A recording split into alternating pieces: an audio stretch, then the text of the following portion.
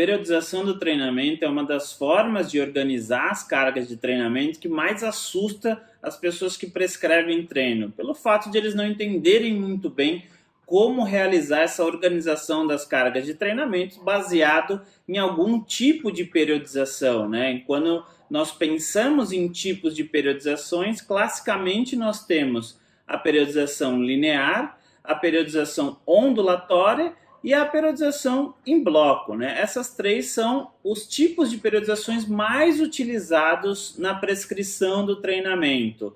Porém, a literatura tem demonstrado que, independente das formas que você utilize essas três clássicos modos de se utilizar a periodização, não há diferença dos resultados tanto em ganho de força quanto em ganho de massa muscular utilizando essas três formas de periodização. E elas têm características em comum, porque esses três tipos de periodização eu realizo uma carga fixa, né? Um planejamento fixo das variáveis de treinamento ao longo do período. Então eu vou planejar a variação das variáveis de treinamento ao longo de um período. Isso está fixo, está planejado anteriormente de o treino começar. Claro que ela pode ser ajustada ao longo do tempo, mas é algo planejado de forma fixa.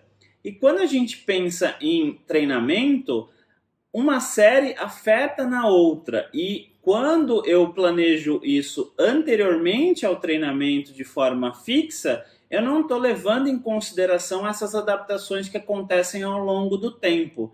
Então, se eu planejo uma sessão de treinamento que o meu aluno treina na segunda e eu vou planejar uma outra na terça-feira e eu não considero que a sessão da segunda pode sim influenciar a sessão da terça e com isso ele possa ter menos energia para realizar a sessão de treinamento, se ele não teve uma ótima recuperação da segunda para terça-feira, isso pode implicar em menor desempenho na sessão de treinamento. Logo, essas periodizações que utilizam prescrição fixa têm um problema eminente, porque eu não considero a recuperação, a prontidão, o nível de energia que o meu indivíduo tem para realizar a sessão, o nível de motivação, o bem-estar, como ele está na sessão de treinamento atual. Então, esse é um dos problemas que esses tipos de periodização têm quando eu prescrevo treinamento.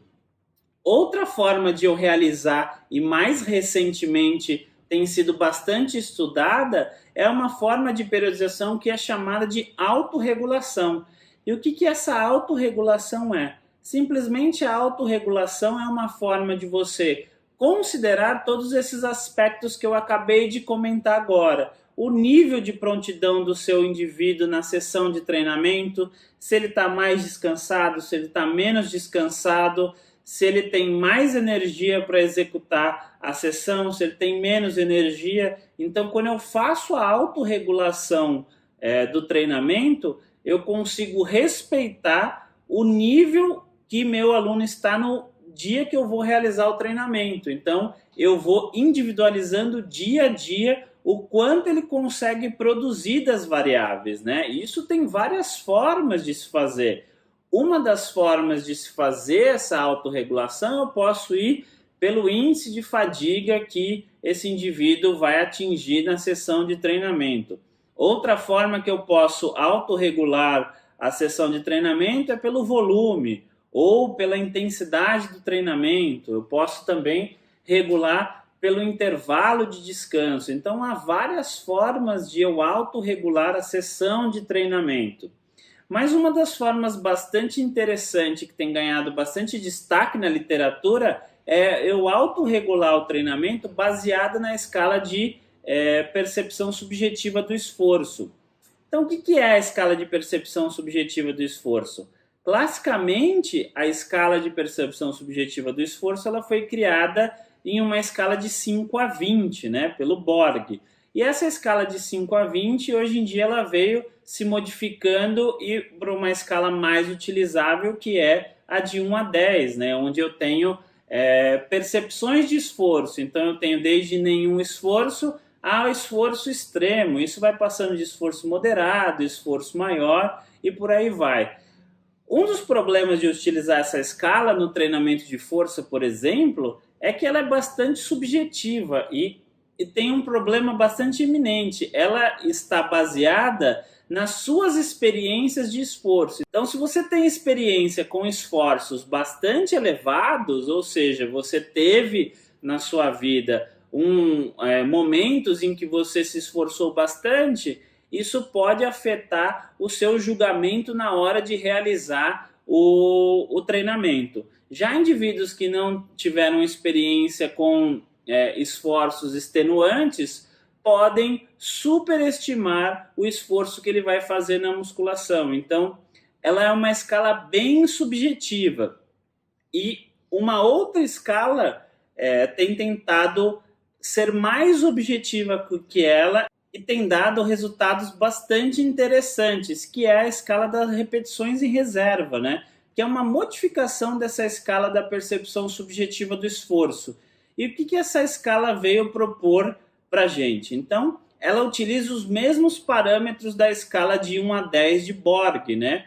Porém, ela tem descritores mais objetivos. Em vez de eu ter descritores como máximo esforço, esforço moderado, esforço alto, nenhum esforço, eu tenho descritores mais objetivos como falha, né, onde seria o 10, né, então não consigo fazer mais nenhuma repetição, que seria a falha, seria o 10, e ela vai tendo descritores objetivos de repetição e também números de 0,5 a 0,5. Então eu tenho 10, que é o máximo, onde eu não consigo fazer nenhuma repetição. Aí eu tenho 9,5, que eu não consigo fazer mais nenhuma repetição, porém eu consigo acrescentar um pouco de peso, né? 1 a 2 quilos, por exemplo.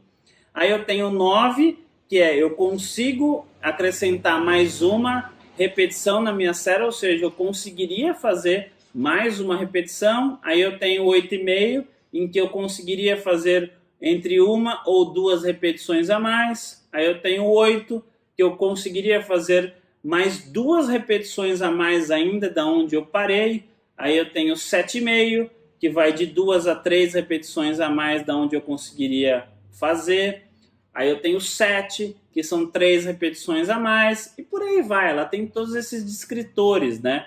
Então ela é uma escala que tenta ser mais objetiva, porque indivíduos que têm mais experiência de treinamento conseguem saber quantas repetições ainda ele conseguiria fazer para um determinado exercício. Então vamos supor que eu coloco uma carga de 80% e peço para o meu indivíduo fazer 6 repetições no exercício agachamento, por exemplo. Então ele vai lá e faz 6 repetições. Quando ele parar, eu vou mostrar a escala para ele. Quantas repetições você ainda conseguiria fazer? Aí ele vai olhar a escala e vai falar, ainda eu conseguiria fazer mais 3 repetições, então eu estaria lá entre 7 e 7,5 ali na escala. Dessa forma, a escala de repetições em reserva é uma escala muito mais objetiva do que a de percepção subjetiva do esforço, porque ali eu tenho números objetivos. Faltam 2 repetições para eu chegar até a falha. Cheguei até a falha, não consigo fazer mais nenhuma repetição.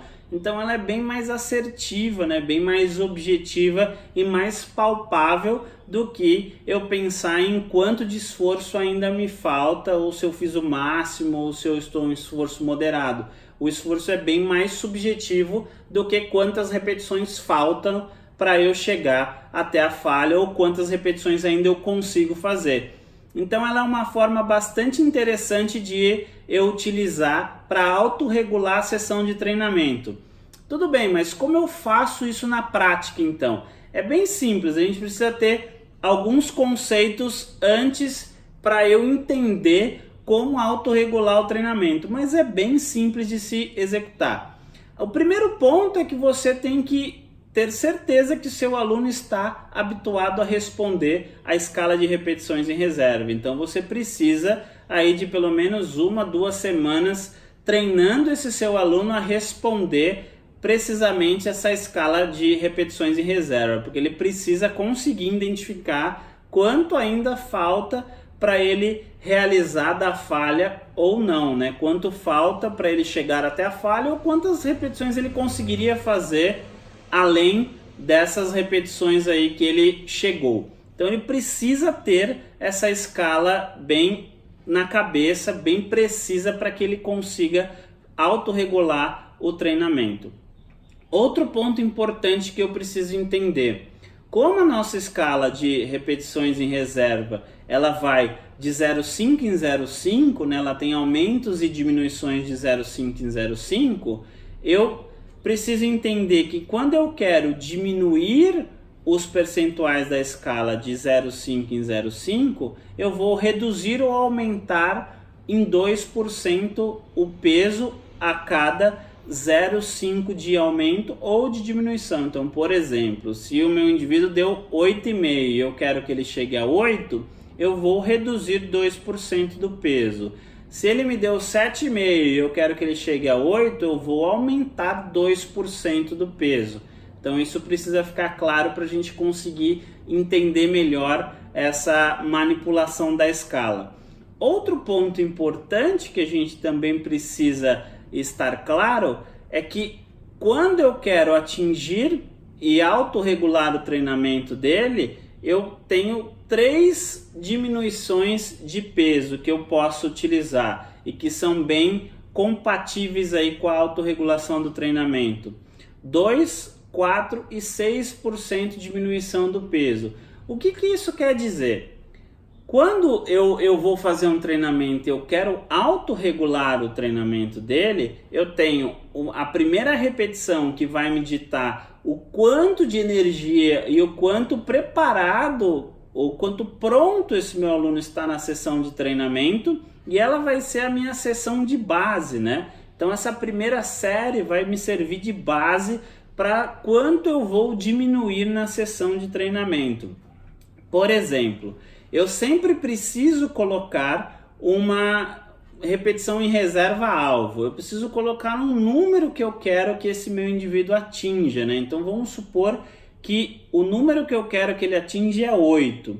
E ele foi lá, fez a primeira série e ele vai me dar uma repetição em reserva de 8,5. Então lembra que o meu objetivo é 8. Então a primeira série que ele fez, ele me deu 8,5. Então logo eu já preciso diminuir desse peso 2%, porque ele tem meio a mais na resposta do que eu queria que ele desse. Então eu vou lá, coloco esse 8 e diminuo 2% do peso, né? Porque ele fez 8,5, eu preciso que ele chegue em 8. Diminuir 2% desse peso. Então vamos supor que eu tinha 100 quilos, ele me deu 8,5, eu vou lá e quero que ele me dê 8. Então eu vou diminuir 2%, eu vou ficar com 98 quilos, beleza? Desta forma, a primeira série vai ser sempre a base do meu treinamento, para eu saber quanto preparado e o quanto de energia esse meu indivíduo tem naquela sessão de treinamento. Então, a partir disso, eu preciso também estabelecer uma repetição em reserva-alvo. Então, estabeleci a minha repetição em reserva-alvo e tenho que comparar a repetição em reserva-alvo com a primeira série de base. Por exemplo, então, se a minha repetição de reserva-alvo era 8 e a minha primeira série de base, esse meu indivíduo deu 8,5, eu preciso reduzir o peso que ele executou a série, porque o meu alvo era 8 e a base ele me deu 8,5. Lembra que eu disse que a cada 0,5 eu preciso aumentar ou diminuir 2% do peso. Nesse exemplo, o 8 da escala, que era o meu alvo, é menor do que o 8,5 que ele me deu na base. Então eu preciso diminuir 2% desse peso. Então, vamos supor que ele esteja fazendo com 100 quilos o exercício. Eu preciso que ele saia desses 100 quilos da base e diminua 2%. Então, diminuindo 2%, ele vai para 98. E aí, isso eu garanto que na próxima ele vai me dar 8. Só que, pensa o seguinte, quando eu coloco peso fixo no treinamento e vou fazendo as séries, a tendência é que o número de percepção e a fadiga vá aumentando consecutivamente ao realizar o treinamento. Então, se eu colocar 98 para ele fazer na próxima série, muito provavelmente ele vai me dar 8, 8,5 de novo. E se eu colocar isso novamente, o número de repetições deve cair e provavelmente ele deve dar respostas maiores na escala. Então, se eu deixar o peso fixo, ele vai parar o exercício logo, porque o meu objetivo não era 8. Então, se eu deixar isso fixo, ele vai chegar no 8 muito rápido, eu vou conseguir fazer 2 séries e vou ter um volume baixo de treinamento. A ideia da autorregulação é você sempre diminuir a partir dessa primeira série base. Então, lembra que eu disse para vocês que a gente trabalharia com 3 diminuições distintas: 2%, 4% e 6%. E como eu utilizo essas diminuições? Elas estão baseadas praticamente no quanto longe o seu indivíduo respondeu da sua série alvo, né? Por exemplo, então nesse exemplo ele respondeu 8,5, então ele não está tão longe assim de 8, que era o meu alvo. Então eu posso ter uma diminuição pequena. A menor diminuição que eu tenho é de 2%, né? Então 2, 4 e 6%, a menor é 2%. Então eu poderia diminuir 2% ou ainda 4%. Vamos pensar que eu diminua 4% desse meu aluno. Então, ele já tinha feito 8,5, com 100 quilos, eu precisava que ele chegasse em 8. Então, eu diminui 2%. Eu saí de 100 para 98. Só que eu quero diminuir mais 4% para ele realizar maior número de séries nessa sessão de treinamento. Então, eu vou pegar esses 98 e diminuir mais 4%. Diminuindo mais 4% desses 98, eu vou ficar com mais ou menos 94 quilos. Então, 94 quilos seria o que eu vou utilizar nas próximas séries. E como eu vou autorregular isso? Eu vou fazer séries até ele me responder 8, que é o meu objetivo. Então, imagina que na segunda série, ele foi lá e fez de 10 a 12 repetições com 94 quilos, e ele me respondeu 7. Dou o intervalo de descanso que eu estipulei e vou para a próxima série. Imagina que ele foi lá, fez a terceira série. Aí ele me respondeu 7,5. Ele foi lá, fez de novo, de 10 a 12 repetições, e me respondeu 7,5. E aí vamos supor que ele fez a quarta série e ele me respondeu 8. A partir do momento que ele me respondeu 8, eu simplesmente paro a sessão de treinamento, eu paro esse exercício, né? Então, claro que numa sessão de treinamento eu vou fazer mais do que somente o agachamento. Então, eu vou fazer mais exercícios, mas se fosse no caso na sessão que eu fosse só fazer o agachamento, 4 séries seria o volume que ele suporta nessa sessão de treinamento, porque ele voltou para o objetivo, para o número-alvo que eu queria. Então, pense o seguinte, a autorregulação ela vai sempre estar baseada em quanto o seu aluno consegue realizar naquela sessão de treinamento. Como vocês sabem, o quanto o seu aluno consegue realizar numa sessão de treinamento vai variar sempre, vai depender de vários fatores, o quanto ele descansou, o quanto extenuante foi a sessão anterior, se ele se alimentou bem, se ele está disposto, se ele está motivado. Então tem vários fatores que vão interferir no quanto o seu aluno consegue realizar de volume num dado exercício na sessão de treinamento. E a autorregulação tenta identificar isso e basear a prescrição do treinamento no quanto o seu indivíduo consegue suportar naquela sessão de treinamento. Por isso ela é uma forma bastante interessante de se utilizar para você prescrever as cargas de treinamento. Isso pode ser feito no treino todo, né? Eu posso utilizar esse método para basear o treino todo. Eu dei o exemplo somente de um exercício para ficar mais claro, mas eu posso fazer isso no treino todo. Fui lá, realizei o supino, faço essa mesma lógica, cheguei no alvo, eu paro e vou para o próximo exercício. Faço a mesma lógica, cheguei na repetição em reserva alvo, paro de novo e pulo para o próximo exercício, assim por diante.